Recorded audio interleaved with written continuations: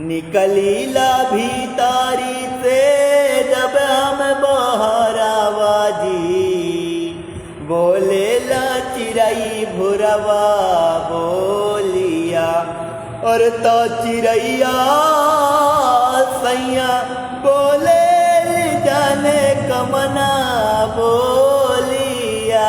अरे ता चिड़ैया सैया बोले जाने कमना बोलिया। निकलीला भीतारी से जदिनम बहरावाजी, अब बोलेली बोली भुरवा चिड़ैया। अरे ता चिड़ैया सैया बोलेली बोली चिड़ई भोरवा। अरे ता चिड़ैया सैया बोले जाने कमना बोलिया।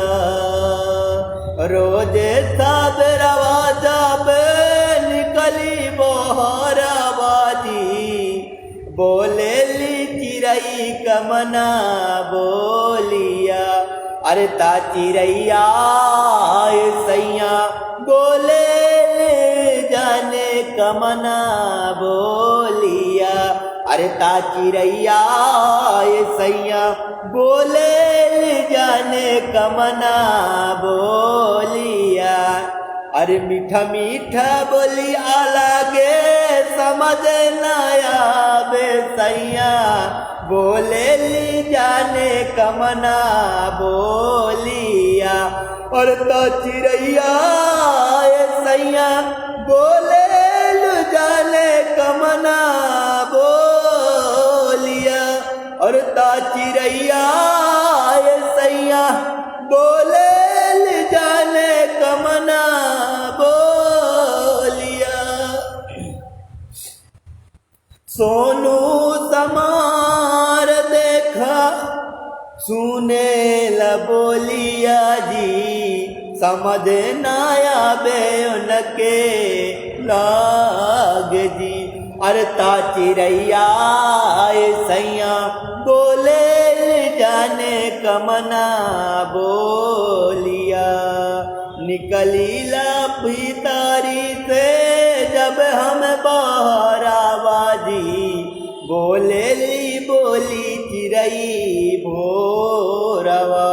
निकलेली भीतारी से जब हम बहरावाजी, बोलेली चिड़ई भोरे बोलिया।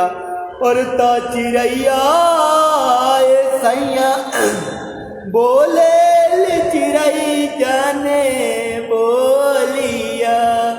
समझ न आवे बोलिया, बड़ा मीठे लागे बोलिया।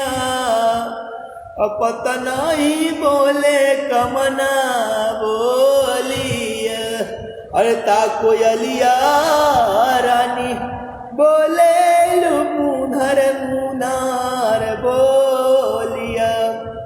प्रणाम। हम सिंगर कमल सोनकर, जितना भाई लोग हैं सबको गोट छू प्रणाम करतानी। भोजपुरी समाज के हमारे यूट्यूब चैनल एक बार कि कमल सोनकर ऑफिशियल चैनल को सब्सक्राइब करी, लाइक करी, वीडियो देखी। प्रणाम आप सबकी निमोरा करतानी।